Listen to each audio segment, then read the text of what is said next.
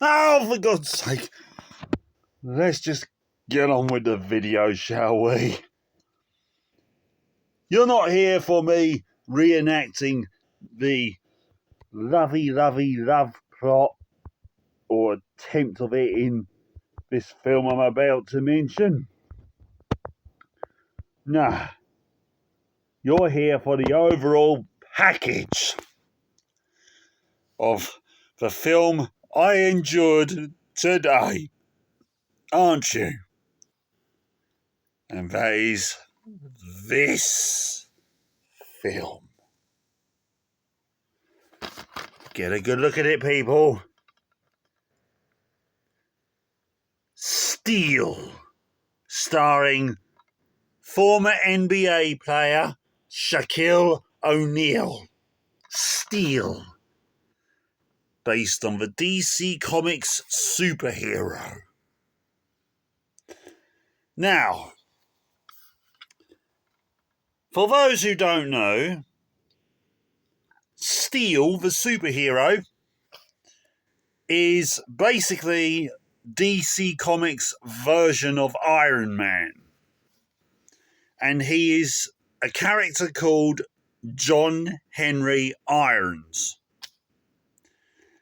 And he is inspired by the heroic actions of Superman, who saves his life just prior to Superman being killed. This then spurs on John Henry Irons to come up with his own armoured suit and become the superhero Steel, because John Henry Irons is a billionaire arms dealer, arms manufacturer type, like Tony Stark. That is in the comic books. In the comic books, Steel is an armoured, powered superhero with a chest plate S logo identical to Superman. He has a red cape and a hammer, and he can fly. That's important to know for this review. He can fly because he has jet thrusters like Iron Man. This is Steel in name only. You notice one key difference about the character? No chest plate logo. Another difference, no red cape. He does have a helmet in the film, but not on the cover, because they probably wanted Shaquille to have his face on the poster and everything. And Legend, right, saw that this film was rarely shown in cinemas and on TV after its release. And with good reason. Because it's terrible. I've not even got to the plot yet or the acting. But Shaquille O'Neal, I've heard he's a really nice guy in real life. But he is not an actor. No, not an actor at all. And yet there are some recognisable names in this, apart from Shaquille O'Neal. There's Richard Roundtree. Yeah, the Richard Roundtree in this. There's Richard Roundtree. He plays Shaquille O'Neal's on-screen uncle, I think. He's Uncle Richard or something. No, not Uncle Richard. Uncle Johnny or something. I can't remember, actually. I can't remember. And I only watched it a couple of hours ago. But yeah, Richard Roundtree in this. And you think, oh, great casting. He gets some of the most weirdest lines in ever. Like, Lines like, well, say when Steele makes his first public gaffe, and there are many of them. Richard Roundtree comes out with the line, well, I'll be dipped in shit and rolled in breadcrumbs. I'm sorry, but oh God. You even have a chase sequence where a couple of police officers are chasing Steele, and when they lose him, one of the police officers gets out of the car and says, "Where did that son of a butt go?" Who says son of a butt?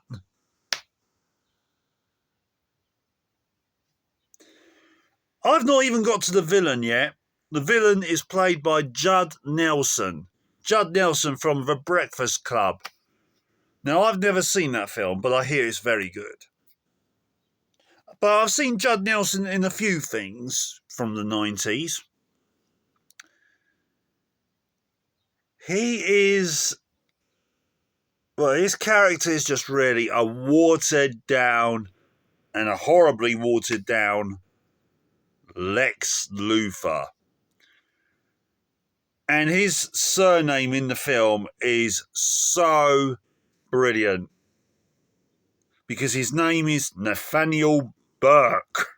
And I sat there thinking, Burke by name, Burke by nature. Because the decisions he makes in the film, they're just so stupid. I mean, right, the film basically starts where Shaquille O'Neal's character, oh God, I forgot the name of him now, and that's rare for me with superheroes. Oh God. But his character, I'm going to have a look quickly. John Henry Irons, he's a weapons manufacturer for the army.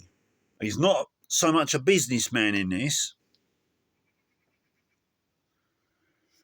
He's built this like supersonic beam weapon that can incapacitate enemy soldiers without actually killing them.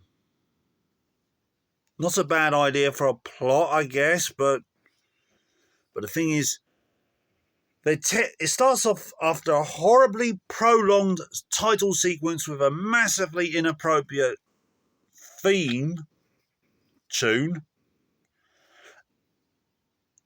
You get this like scene where it looks like there's going to be some kind of war zone battle.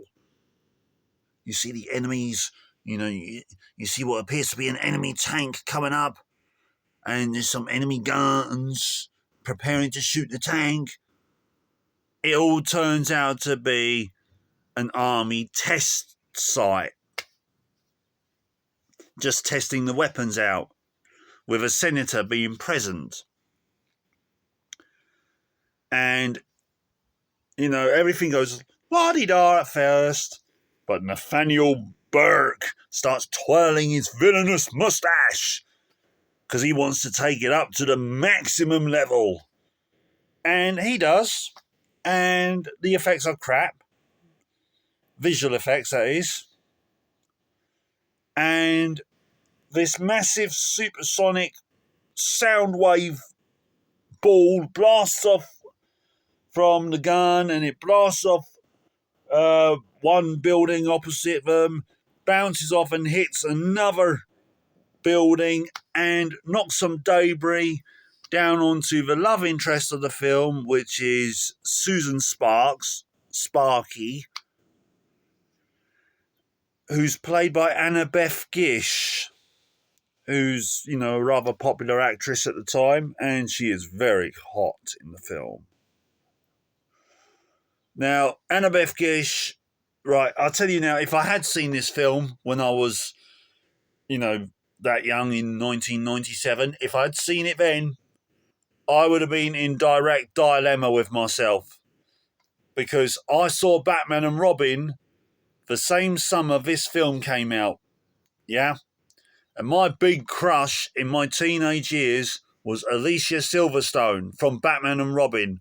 So if I had seen this film, you're talking about massive teenage catastrophe for me. But yes, anyway, back to the film.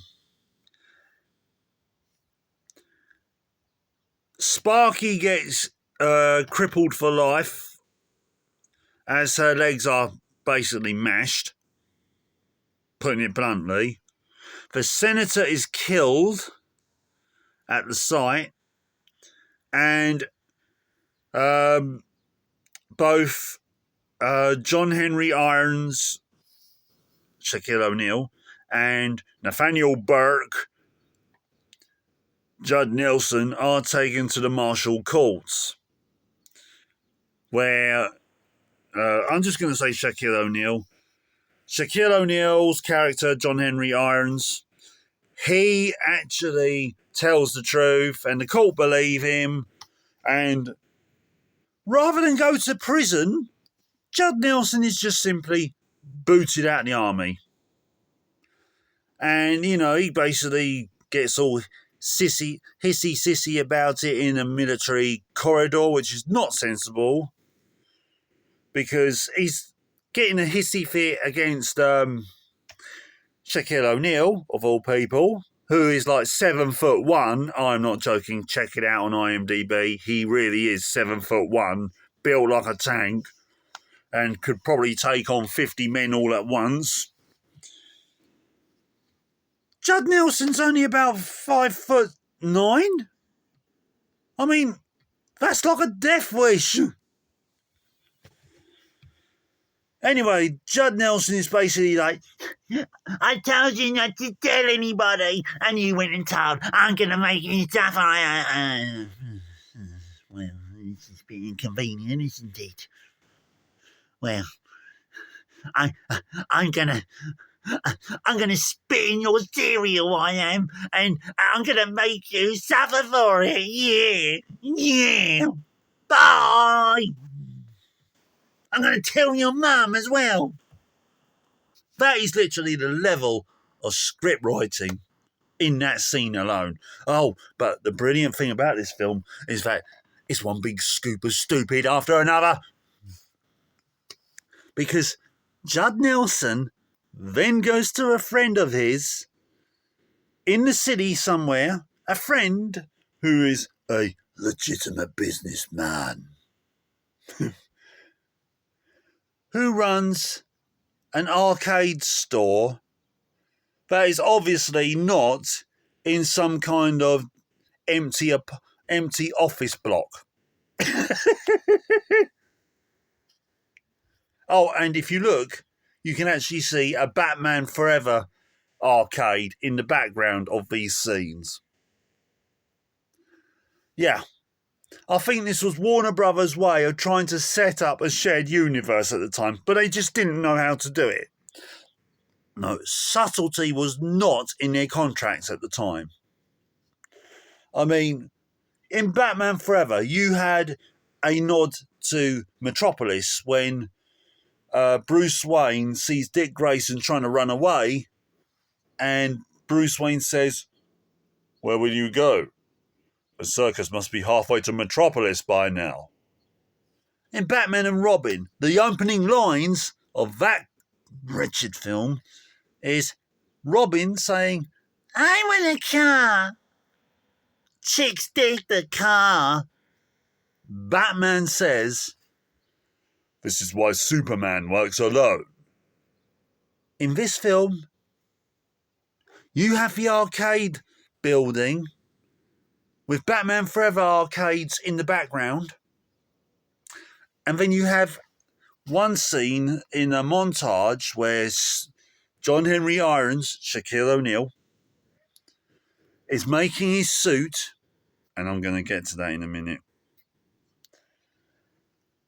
And you actually see his sleeveless arm has a tattoo on it, and is the Superman logo with the words Man of Steel.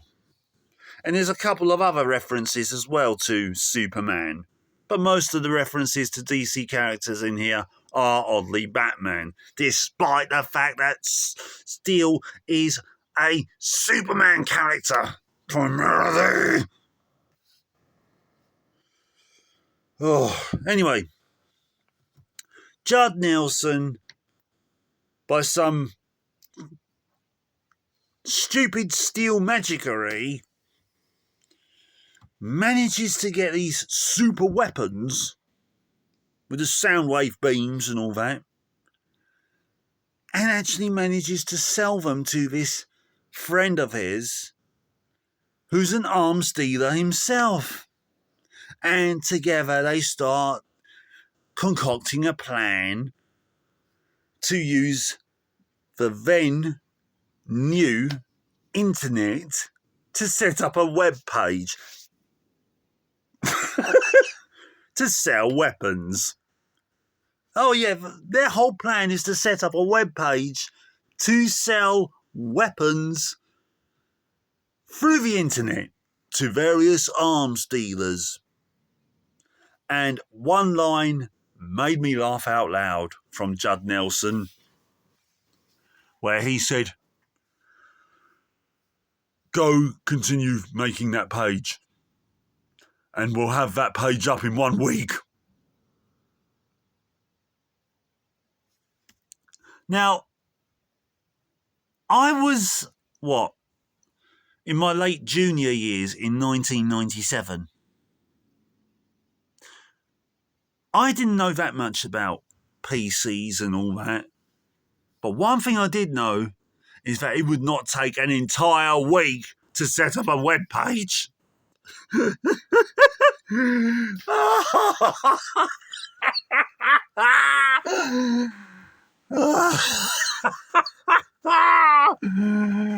Oh, that's like saying, that is like basically saying, carry on doing that. Yeah, carry on doing that. And we'll have that Facebook profile set up in a week. I thought, when I watched that moment, I thought to myself, who has written this? A 5-year-old?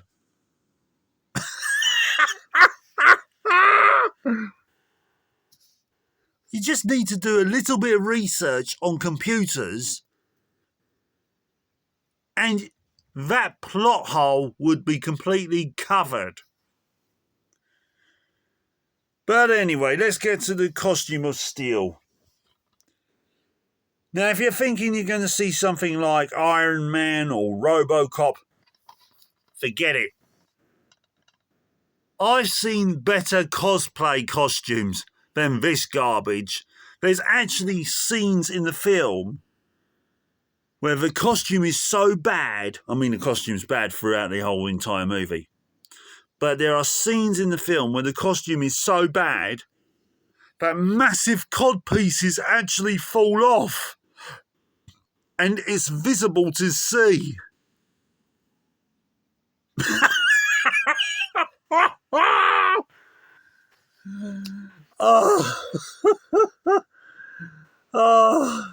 I think I've literally found the worst movie ever. And that is saying something. I mean, I've sat through Batman and Robin in cinemas, Green Lantern in cinemas. That almost broke up me and my girlfriend at the time.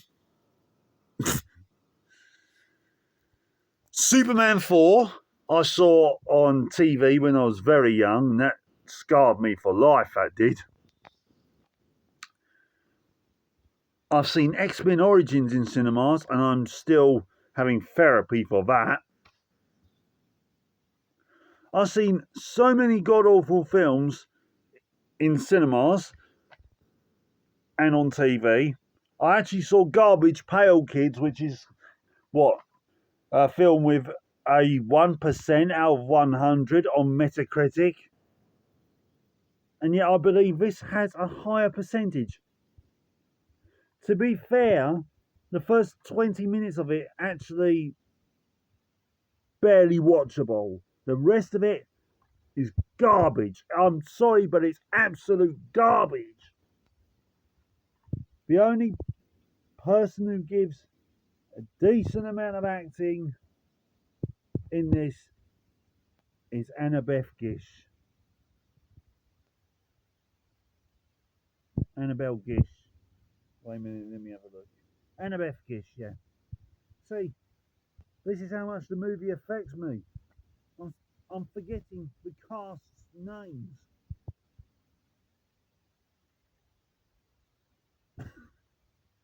Ah.